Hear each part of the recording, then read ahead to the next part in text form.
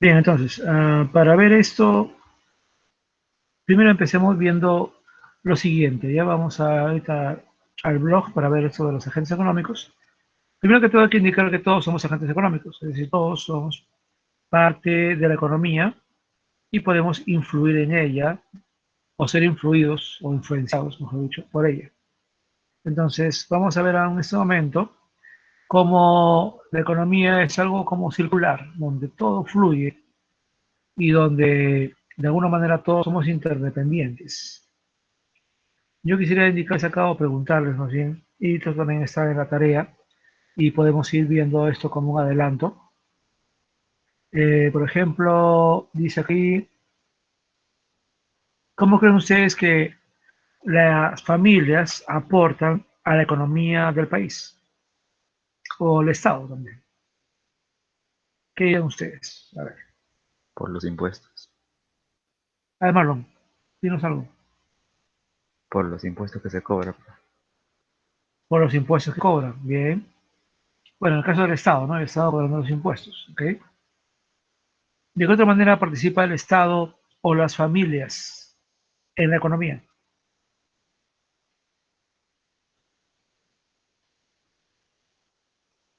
A ver, ideas, ideas.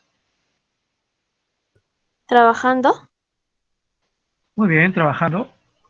¿De acuerdo? Y bueno, en el caso de las familias, cuando trabajan, ¿qué logran?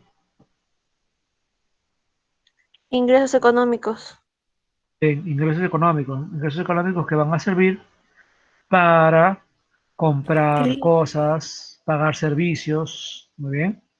Ahora vamos a ver ese aspecto. ¿Alguien más tiene alguna otra idea?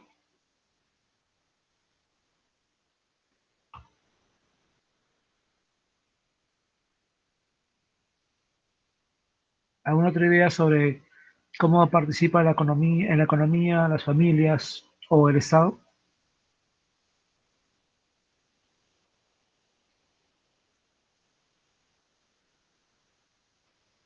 Vamos, vamos. ¿Alguna idea?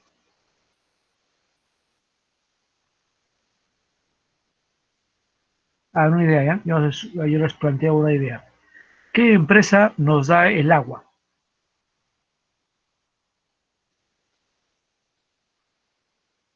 Sedapal. Sedapal. Bien. Sedapal, muy bien, Adriana, muy bien. Sedapal. Sedapal es una empresa estatal, ¿no? Entonces, ahí no hay empresas privadas, ¿no? En el caso del agua, es sobre todo Sedapal, y tiene una serie de subsidiarias y algunas empresas que son particulares, pero que no son, digamos, las principales, sino que trabajan con Sedapal, casi para Sedapal. Muy bien, entonces ahí tenemos un ejemplo de eso, ¿no? El Estado es el responsable de que tengamos el agua. Así que no solamente nos cobra impuestos, sino también que nos da el agua. Claro, no es ideal porque muchos peruanos no tienen agua y desagüe, y vamos a ver un poco cómo esto también es un elemento importante cuando hablemos del texto.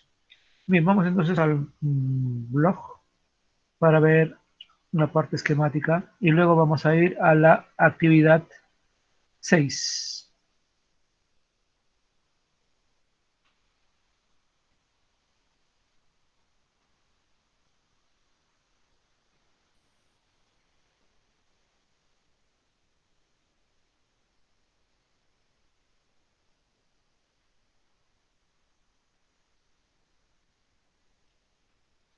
Bien, entonces, no he presentado todavía. Un momento, tengo que volver a presentar.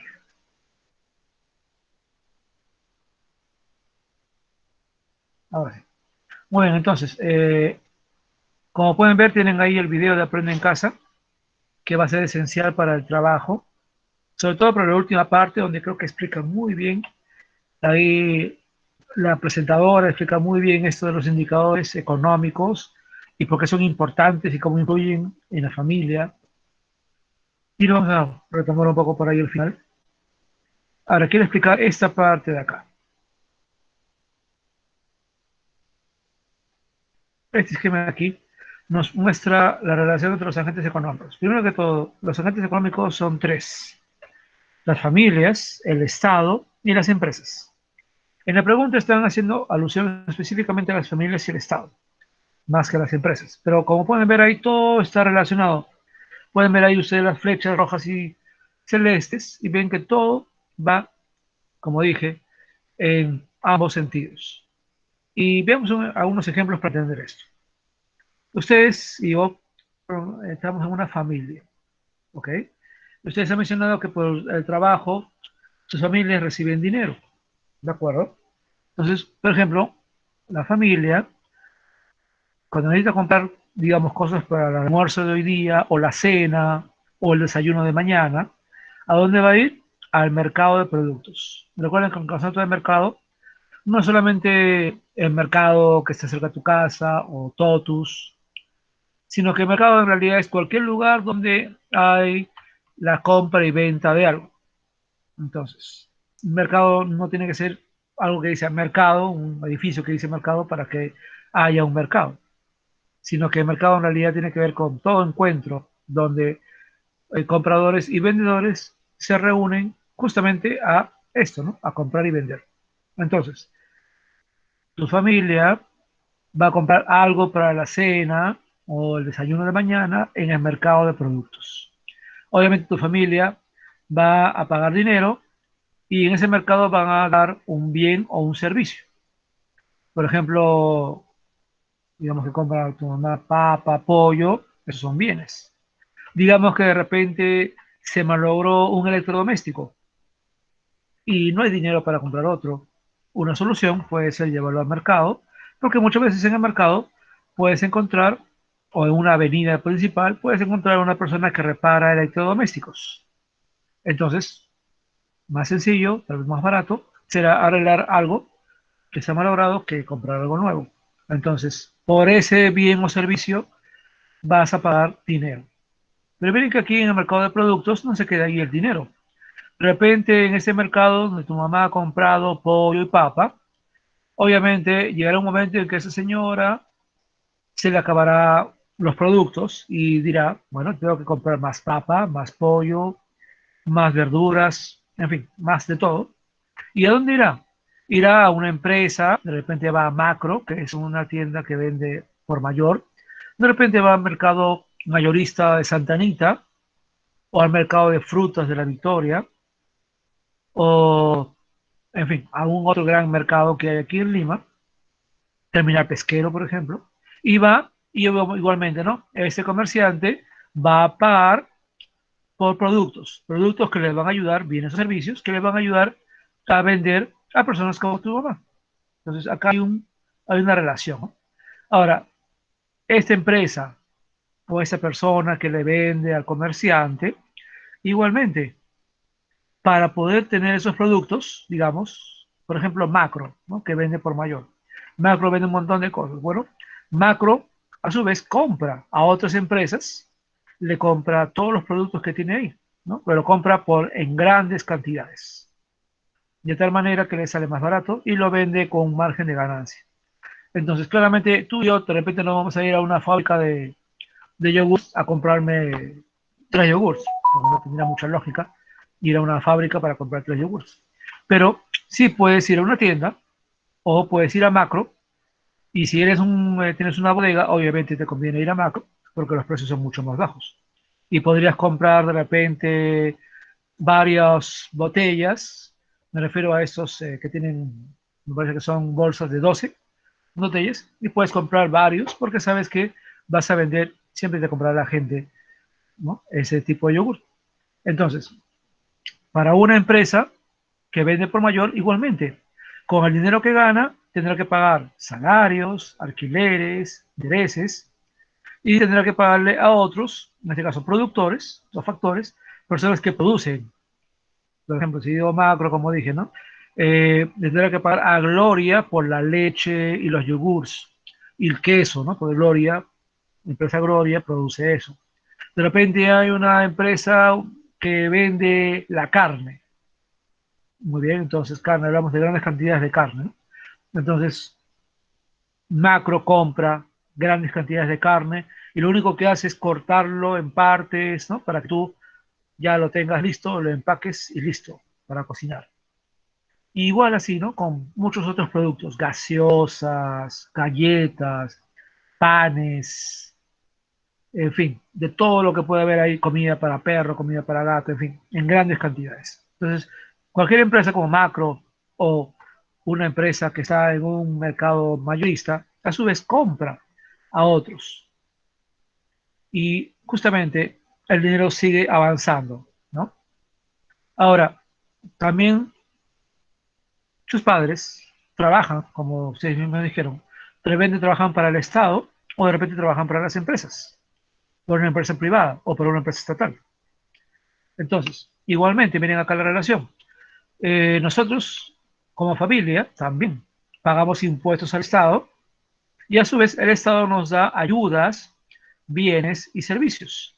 Por ejemplo, servicios, como dije, el agua, ¿no? El agua es un servicio, en este caso. Por ejemplo, bienes. ¿Recuerdan ejemplo? Bueno, eso era todo en primaria, ¿no? En primaria, cuando estábamos en el colegio, en las tardes, el Estado llevaba, bueno, llevaba latitas de leche y galletas fortificadas para los niños. Entonces, a los niños se les daba eso como una ayuda gratis, ¿no? Porque esas galletas eran fortificadas porque hay todavía problemas de desnutrición en el país. Entonces, el Estado no vendía eso, lo regalaba con parte de los impuestos, porque se indica que a los niños hay que alimentarlos mejor, ¿no? Entonces, por ejemplo, esos son bienes que el Estado nos puede dar. Y ayudas, por ejemplo, ¿qué ha hecho el Estado cuando cerraron muchas empresas y mucha gente perdió el empleo? ¿Qué nos dio el Estado? ¿Qué le dio el Estado a mucha gente? Y lo ha hecho como 3 veces en el año. Bonos. Bonos. Muy bien, los bonos, ¿no? Los bonos a las familias vulnerables, ¿cierto? Entonces ahí están las ayudas, ¿no? El Estado, y ese es el deber del Estado, ¿no? Ayudar, y con esta crisis, pues es lo que han hecho, ¿no? Entonces, ustedes se dan cuenta, hay una relación de dar y recibir. Y a su vez, el Estado también con las empresas. Porque, por ejemplo, esas galletas que les mencioné, o esas latas de leche y esas galletas fortificadas, el Estado no las fabrica. El Estado las compra a una fábrica que las produce de acuerdo a las especificaciones del Estado. De tal manera que hay todo un concurso y varias empresas se presentan y la que oferte menos y tenga un buen producto, como todas que tienen que tener un buen producto, gana la licitación.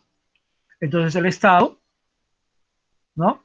Paga, les compra esos productos para luego repartirlos a los niños, pero a su vez, esas empresas, por supuesto, también pagan impuestos.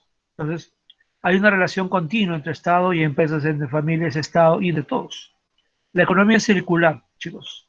Toda la economía fluye, funciona de esta manera. ¿De acuerdo? Entonces, claramente, todos somos agentes económicos y mientras la economía funcione y todos estemos aportando económicamente de alguna u otra manera, entonces la economía avanza. El problema es cuando falta dinero, cuando no hay empleo, cuando el Estado no cumple sus funciones, es ahí cuando una economía colapsa, ¿no?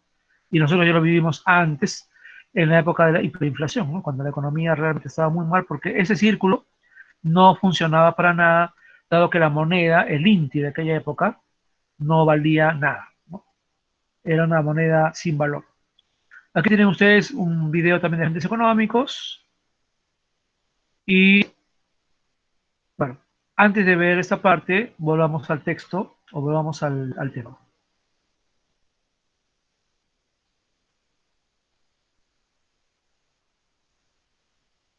A ver, entonces, muy bien, Caliwarma, por ahí mencionó Marlon como el nombre, perfecto. Muy bien, quiero acá aludir a algo del texto, ¿ya? Como dije, el texto tiene dos partes, esencialmente. En la primera parte nos hablan de los agentes económicos, ¿sí? Y dice ahí, los agentes económicos toman decisiones, uno. Y pongo ahí uno porque en realidad es un texto que tiene dos partes, pero para comprenderlo mejor lo he dividido en dos. Entonces, la parte uno nos habla de los agentes económicos y aquí explica, ¿no? Cómo participan los agentes económicos, que es lo que acabo de explicar. Ahora bien, hay una parte acá donde habla del Estado y dice que el Estado tiene una economía social de mercado.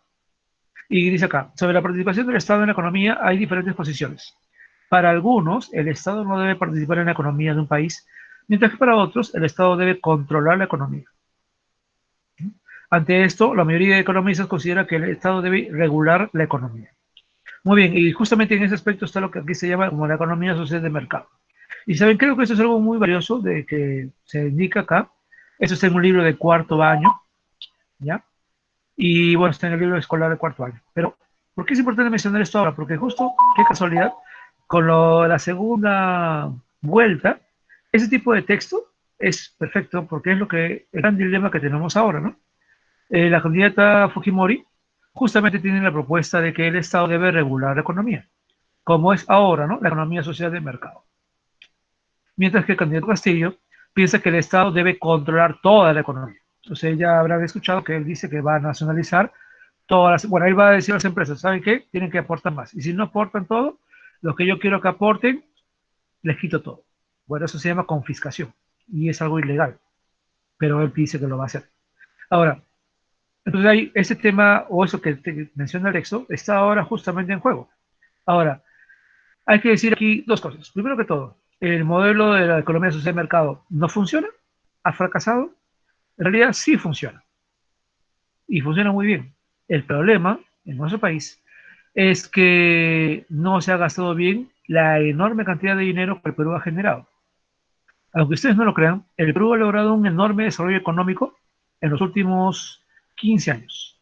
De hecho, inclusive muchos economistas en el mundo hablaban del modelo económico peruano, o mejor, perdón, más que modelo económico, el milagro económico peruano, en la medida de que el Perú, en la época de los 80s y inicios de los 90s, estaba realmente mal, y como en un proceso de 10, 15 años, estábamos en los países que más crecían en el mundo.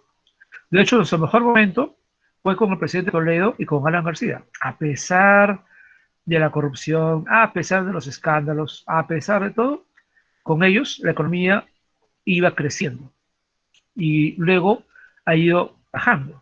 Con Ollanta Humala comenzó a caer, en parte por lo que pasaba con él y sus decisiones, y también en parte por lo que pasaba a nivel mundial, sobre todo con China, que cambió algunas cosas de su economía porque estaban también creciendo a veces de una manera muy insegura y decidieron poner un alto a algunas cosas. Y bueno, China es un país muy influyente a nivel mundial, ¿no? Tanto como Estados Unidos ahora. Y eso nos afectó económicamente. Y bueno, lamentablemente con Kuczynski, con Vizcarra, la cosa no ha mejorado, sobre todo por la cuestión política, ¿no? Entre el Congreso y el presidente, y los presidentes, ¿no? Y eso, y más la pandemia, ya pues la cosa ya nos puso mal, ¿no? Entonces, pero eso es por el modelo económico, no es por el modelo económico, sino por los malos gobernantes o el mal uso del dinero que hemos hecho. De hecho, ¿de dónde creen ustedes que se ha salido el dinero de los bonos? O el dinero para la compra de las vacunas, que son millones de vacunas que aún no llegan todas, pero ya están compradas. O el dinero, todo el dinero que se está haciendo y gastando. Todo ese dinero viene de la economía social de mercado. Si no hubiéramos tenido eso, no tendríamos nada y realmente estaríamos mal, porque no había nada. Entonces, el problema ha sido la administración. Entonces yo pienso y me pregunto, ¿no? Si así como estamos, el Estado no domina toda la economía, sino una parte, y lo hace mal, ¿cómo se quiere ahora que el Estado maneje toda la economía solito? Que es la propuesta del candidato Castillo. Es imposible. Y el Estado es malo, es muy malo administrando. Y por cierto, eso que propone el candidato ya se hizo antes. Les animo a investigar sobre el gobierno del general Juan Velasco Alvarado. Entre el año 68, 1968 y 1975, gobernó el país después de un golpe de Estado por el militar. Y ahí Perú tuvo una economía socialista. El Estado expropió, se apropió de las empresas, de todo lo que era privado. Es cierto que había mucha injusticia y mucho abuso de las empresas, eso es cierto. Más o menos lo mismo que dice el señor Castillo. Pero la economía funcionó bien, para nada. ¿Por qué creen que hubo un golpe de Estado en el 75? Otro general lo votó a él, porque la economía estaba mal, porque el Estado no es bueno administrando, no es bueno administrando. Entonces, no funciona, no funcionó, no funcionó ahí, y no va a funcionar ahora si lo vuelven a intentar. Entonces, claramente, por ahí no va el punto. El problema no está en eso, el problema está en los que gestionan, en los que gobiernan. Ese es el problema. Quiero hacer esa aclaración porque el texto justamente nos habla de eso y es un tema que ahora nos, nos lleve a llevar a la reflexión, ¿no? Sobre el cambio que se quiere, un cambio radical o un cambio que ojalá sea para mejor, ¿no? La verdad que ninguno de los dos candidatos inspira mucha confianza, pero es lo que tenemos. Para hablar de lo que sigue, bueno, luego de eso, del texto, están las dos preguntas que les comenté, que ustedes han ido respondiendo un poquito y obviamente van a tener que explicar más en la tarea. Volvamos al blog para ver los indicadores económicos.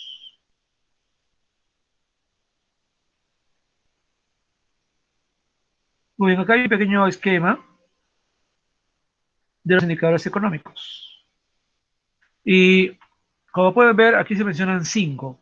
En el video de Aprende en Casa y en la actividad, básicamente nos centramos en 3. ¿Ya? Ahora, interesante, miren lo que dice ahí, objetivos macroeconómicos. ¿Qué es esto de macroeconomía?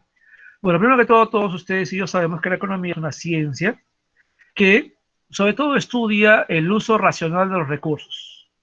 Porque, hay que decirlo, las necesidades humanas, chicos, son ilimitadas. Todos nosotros como seres humanos queremos todo, pero no podemos tener todo, porque todo eso, todo lo que queremos tiene un costo.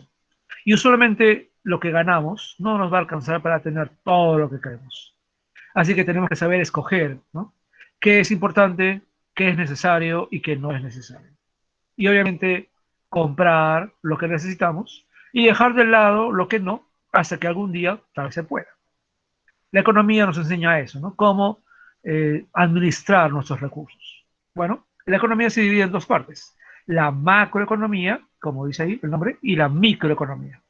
La macroeconomía es la economía, digamos, en términos grandes. Es decir, la macroeconomía es de lo que se encarga el Estado. O también las grandes empresas que están a nivel mundial, ¿no? Que cuando van a invertir no invierten poquito, pues no invierten cientos de millones de dólares o hasta miles, porque están yendo o están haciendo una estrategia, un negocio a nivel mundial.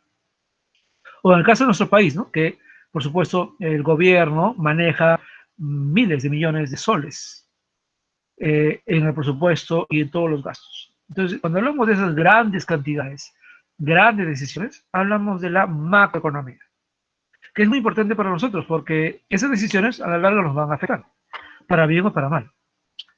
Y también está la microeconomía, que obviamente tiene que ver con la economía familiar, la economía de una empresa más chica, la economía nuestra, ¿no? Que básicamente tu sueldo o el sueldo de tus padres, tus ingresos, tus gastos, tus ahorros, en fin, lo que hace una familia o una empresa para seguir existiendo. Entonces, hay dos aspectos ahí, uno tan relacionado como lo otro, ¿no? Porque ambos obviamente son interdependientes. Si la macroeconomía está mal, la microeconomía también va a estar mal. Y si la macroeconomía está bien, se espera que buena parte de la microeconomía de mucha gente también esté bien, ¿no? No todos, porque lamentablemente no todos están en una buena situación económica, ¿no? La pobreza es un problema mundial y en el Perú también es un problema que ahora ha crecido con la pandemia. Ahora, aquí se mencionan 5, pero lo que nos interesa son los primeros 3, porque el equilibrio presupuestario y el equilibrio exterior son sobre todo objetivos macroeconómicos, o sea, del Estado. Lo que se menciona en el video y en el texto son lo que mencionó el indicador, el PIB o PBI en realidad, en el Perú le llamamos PBI, Producto Bruto Interno. ¿Qué mide esto? Como ven ahí, mide el crecimiento y la producción de un país a lo largo de un año. O sea, se suma todo lo que un país produce en todos los sectores. Por supuesto, estamos hablando de miles de millones de dólares, ¿sí? Y obviamente esto es un indicador importante de la riqueza de un país. Por supuesto, países muy industrializados tienen un PBI espectacular, que es pues enorme, y obviamente pueden gastar más porque tienen mucho más. Por ejemplo, cuando yo escuché que Alemania, cuando empezó la pandemia, Alemania tenía 25.000 camas UCI. Imagínense la cantidad, 25.000 camas UCI. Recuerden que cuando empezó la pandemia nosotros teníamos poco más de 500. ¿Se imagina la diferencia entre tener 500 y tener 25.000? Obviamente ahora tenemos mucho más, pero obviamente Alemania también ahora tiene muchísimo más. Esa es la diferencia entre un PBI grande y un PBI chico, ¿no? Entre un país desarrollado y un país como el nuestro, ¿no? Que todavía no está en, pues está en camino, pero nos falta mucho. Entonces el PBI indica pues lo que un país puede gastar. Se dice, por ejemplo, que el Perú tiene un montón de problemas y nos falta un montón de gastar. O sea, nos faltan miles de millones de dólares que deberíamos gastar en educación, en salud, en internet, en todo, ¿no? En infraestructura, en carreteras, en todo, nos falta en todo.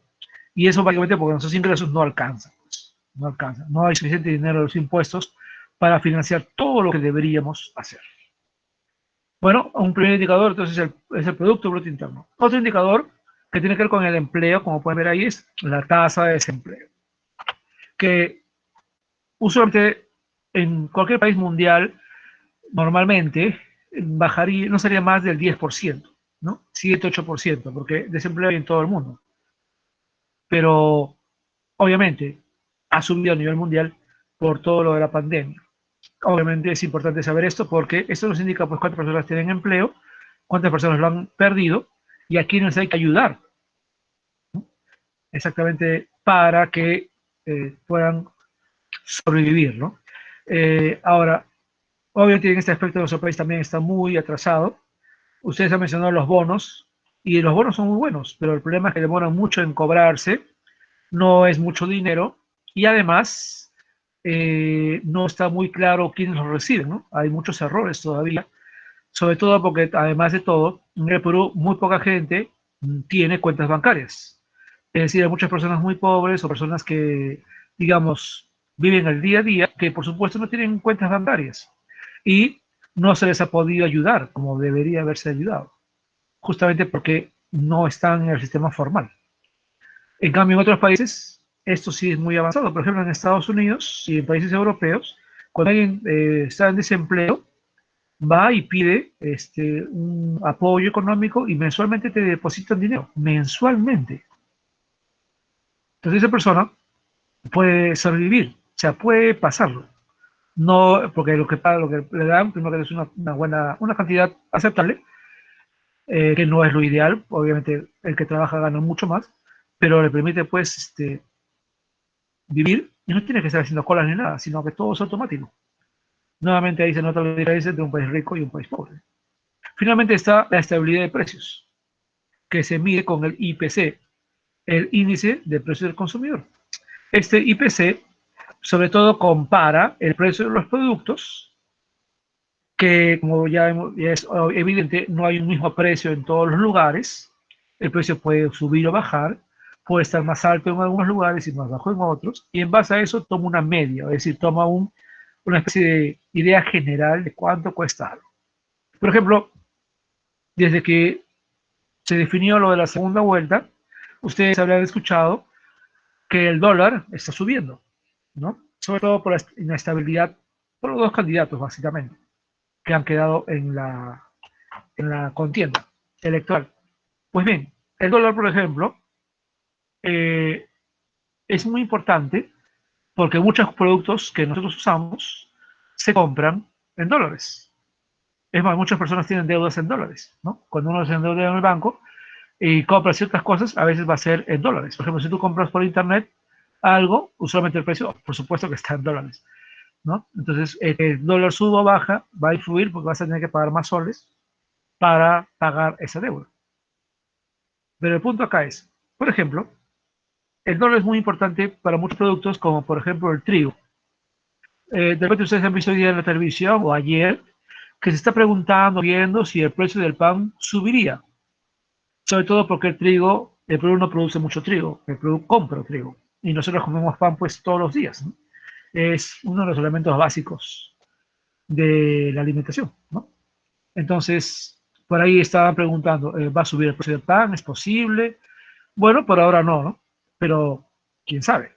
Entonces, en ese proceso del consumidor, analizaría ese detalle, ¿no? Buscaría ver, muy bien, si algo sube de precio, ¿por qué sube de precio?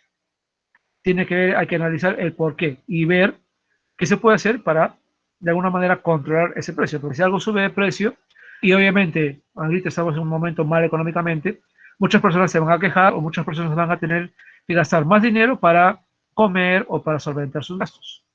Entonces, obviamente, eso tiene un aspecto negativo para un gobierno. Entonces, se dan cuenta, esos indicadores son muy importantes, el PBI, la tasa de desempleo, el IPC, no son solamente macroeconómicos, sino también son microeconómicos, porque nosotros tenemos que saber sobre estas cosas. De alguna manera, todo eso va a influir en nosotros. Justamente por eso, acá hay un par de videos que les pueden ayudar a entender mejor estos indicadores. ¿De acuerdo? Muy bien, entonces vamos ahora sí a volver al, al texto para ir acabando ya. Rodrigo menciona, si aún se hace cola para comprar el pan. Bueno, sí, esencialmente porque, bueno, estamos acostumbrados a un poco a eso, ¿no? Y a veces es una forma como... Claro, antes creo que era mucho peor, ¿eh? Yo sí recuerdo que en otras épocas era mucho, sobre todo en la época en que todo estaba cerrado, eh, ahí me parece que era mucho peor lo de las colas. Claro, el peor escenario sería volver a los 90 y sus padres conocen eso, todos los que tenemos, pues estamos por encima de los 40 años, hemos vivido eso, así que ustedes podrían preguntar a sus papás cómo era y les van a comentar, por supuesto que es lo que no queremos, ¿no? Así es, el dólar está subiendo, sobre todo por la inestabilidad que hay por lo que está pasando ahorita, ¿no? Por los candidatos. A ver, entonces, quiero explicar algo del trabajo que me parece interesante. En la segunda parte, dice, ¿no? Conocemos qué son los indicadores económicos. Y luego viene la parte, dice, los agentes económicos toman decisiones, dos. Y ahí se habla de lo que acabo de explicar ahorita, ¿no? El PBI, el IPC y la tasa de desempleo. De acuerdo. Y luego viene la tarea, bueno, viene la actividad, ¿no? Dice acá explicamos las decisiones que toman las familias y el Estado. Y ustedes ven ahí un cuadrito, ¿ya? Y dice ahí que van a leer un texto, dice medidas económicas del gobierno para atender la problemática económica y social peruana. Ese texto lo he enviado aparte y es interesante porque hay mucha información que les va a ayudar a elaborar este cuadro. Pero también es cierto que ustedes creo que podrían hacerlo o podrían completar una buena parte de él con su propia experiencia, porque lo que está ahí ustedes ya lo han vivido. Y si además hablan con sus papás, creo que también pueden, con eso, más el texto que está ahí, pueden realmente tener un cuadro mucho más completo. Miren ahí el cuadro. Hay dos criterios que hay que ver. Dice acá, ante el alza de precios, ante el desempleo o la disminución de ingresos. Y hay tres preguntas. ¿Qué decisiones tomó nuestra familia cuando hubo alzas de precios? Y cuando hubo desempleo o disminución de ingresos. De repente tu familia pasó eso. Entonces, ¿qué hicieron en tu familia cuando los precios subieron? En algunas circunstancias, porque hemos visto en el año hay varias cosas que han ido subiendo de precio y luego se han estabilizado, ¿no? Y algunas cosas que siguen con un precio muy alto. Por ejemplo, el balón de oxígeno, que era tremendamente barato antes, ha llegado a tener precios pues horribles, ¿no? En donde prácticamente solo el que tiene dinero puede salvar a su familia. Y en el recurso del año han habido varias subidas de precio, luego bajadas, ¿no? Depende la cantidad de productos o la posibilidad de conseguir esos productos en algún momento, ¿no? Por ejemplo, yo recuerdo mucho el alcohol, ¿no? Llegó un momento en que tú ibas a una farmacia o otra y no había alcohol, porque todo el mundo compraba alcohol por todos lados. Entonces no había alcohol, por lo menos el común, ¿no? El 40%, sino había alcohol más puro, el 90%. Eso sí había por cualquier cantidad, ¿no? Pues como que el alcohol normal, el que usábamos siempre, prácticamente se extinguió. Por todos lados ya se habían comprado masivamente. Entonces, ahí nos da una idea de esto, ¿no? ¿Qué decisiones tomó tu familia ante estas situaciones? Luego dice, ¿qué decisiones tomó el Estado ante la alza de precios, ante el desempleo o disminución de ingresos? Por ejemplo, usted ya ha mencionado lo de los bonos, ¿no? Que es un ejemplo de lo que hizo el Estado. Y luego dice, ¿cómo afectaron a las familias estas decisiones?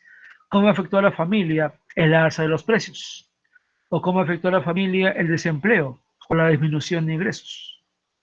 Entonces, creo que el cuadro es muy asequible de responder. Solo tienen que analizarlo con calma y podrán, mientras más expliquen, mejor. Y creo que hay mucho que explicar ahí, ¿eh? Bastante que explicar en esos 6 cuadritos. Y luego hay 3 preguntas, que como pongo ahí, me parece que el video de Aprende en Casa lo explica muy bien. Bueno, yo también lo expliqué un poco, pero el video realmente lo hace también muy bien. Y dice, ¿cómo afecta a las familias la tasa de desempleo y el índice de precios al consumidor? ¿Cómo afecta a las familias la caída del PBI? ¿Qué es lo que ha pasado el año pasado? Sobre todo que estábamos más o menos bien ahí y luego obviamente el PBI cayó porque prácticamente pues todos nos encerramos en la cuarentena, todo quedó así, totalmente vacío en las calles. Recordarán ustedes esas imágenes de los noticieros donde había calles vacías, y es que todos cumplimos las primeras cuarentenas al pie de la letra, ¿no? Porque creíamos que ahí quedaba todo y lamentablemente no fue así, ¿no? Entonces, ¿cómo afectó? Y obviamente todo eso afecta al PBI y es lo que tenemos que explicar, ¿no? Cómo eso afecta a las familias. Y finalmente, ¿cuál es la importancia de conocer los indicadores económicos? Que son justamente el IPC, el PBI y la tasa de desempleo. Bueno, luego ya viene la parte final. Entonces, pregunto yo si hay alguna duda sobre todo esto.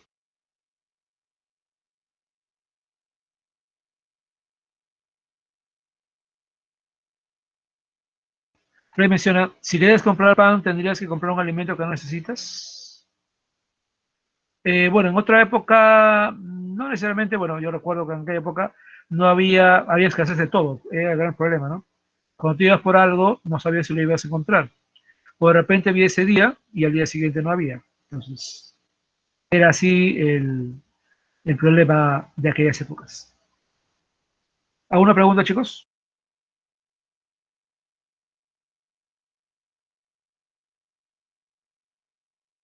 No, profesor. Ok. ¿Nadie tiene ninguna duda, chicos? Nada, nada, ¿todo se entiende?